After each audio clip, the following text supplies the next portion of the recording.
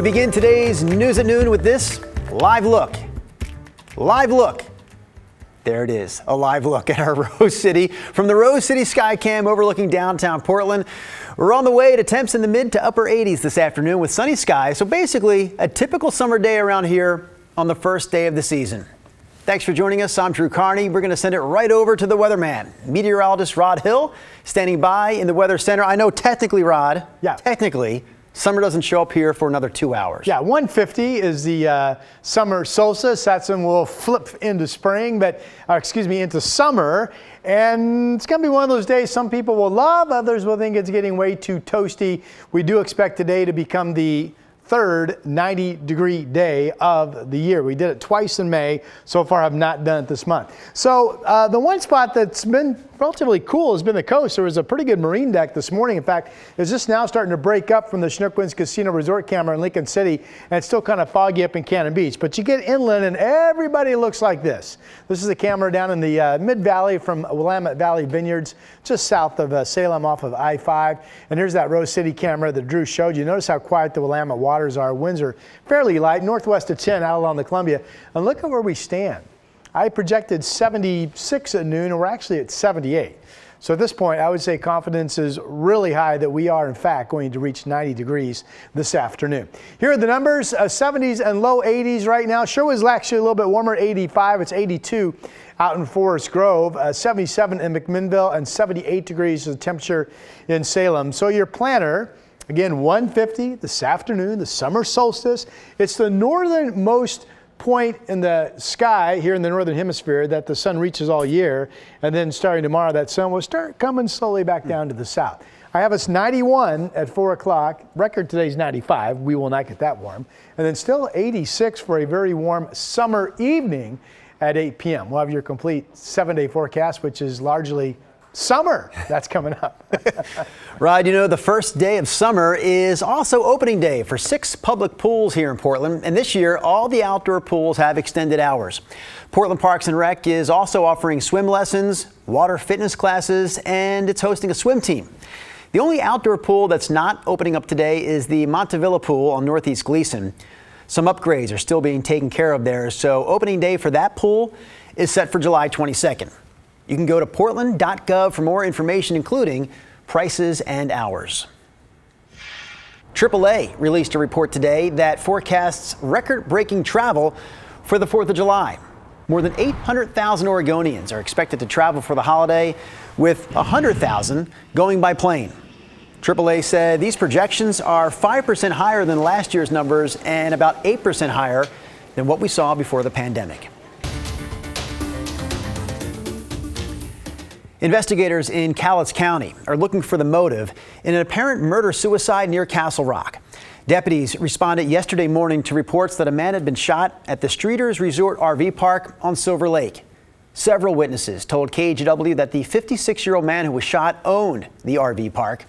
One witness told us they were making breakfast for their family when this whole thing unfolded. What really bothered me was the fact that the gentleman was shot inside the building and ran out, and he was waving his hands, and I thought maybe there was a fire. And he screamed out, "I've been shot," and the guy came out behind him and let him have it. That witness also told us the suspect fired at the wife of the RV park owner but didn't hit her. He then wandered around the park before going back inside his RV. That's where SWAT team members found him dead after he apparently shot himself. Police in Tigard are looking for a man they say vandalized more than a dozen homes under construction and caused about $200,000 worth of damage. Investigators say surveillance video caught him on camera the past few nights targeting developments on Southwest 150th between Bull Mountain and Beef Bend Roads, and they say he also targeted properties on Southwest Roy Rogers near Jean Louise Road. Police think he could be connected to the vehicle or vehicles that we're showing you right there. Here's what one of the developers told us.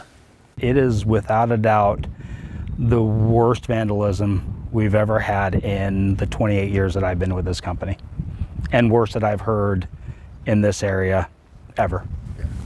If you recognize the man in this surveillance video or these cars, call Tigard Police. Vancouver police and Clark County Sheriff's deputies arrested a man accused of robbing multiple people at knife point. 56-year-old Sean Short is accused of robbing a Starbucks at knife point back in April and committing at least 5 more robberies throughout Clark County between then and last Friday when he was finally arrested. Short is accused in all 6 cases, but is only facing charges for 4 of them so far. Officials in Clackamas County are proposing a significant change that would allow authorities to tow illegally parked campers and RVs, even if people are still living inside them. KGW's Blair Best has more on this story.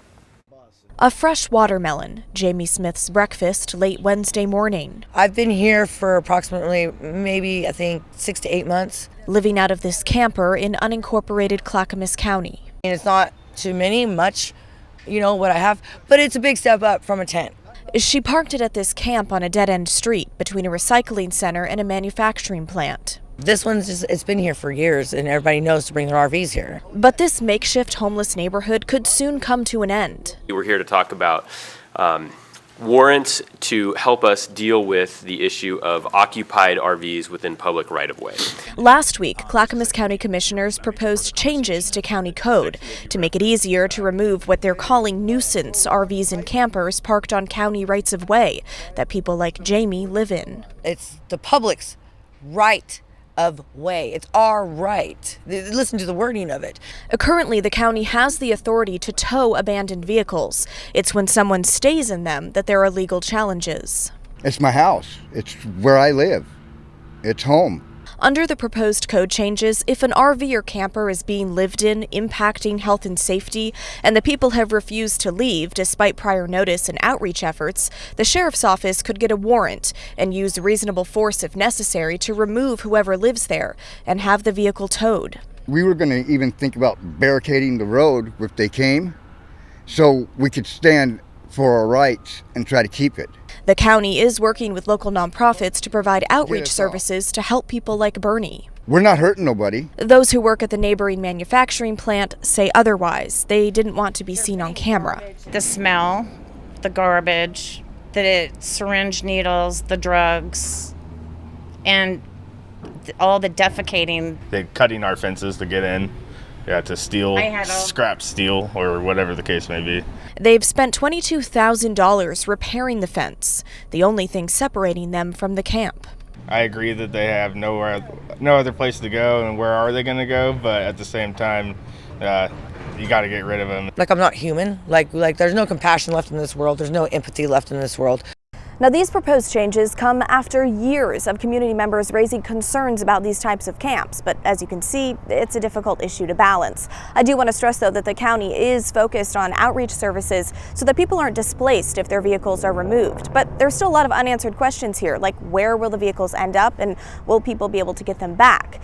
And the county still has to vote on all of this, and there is yet to be a date set for that. In unincorporated Clackamas County, Blair Best, KGW News.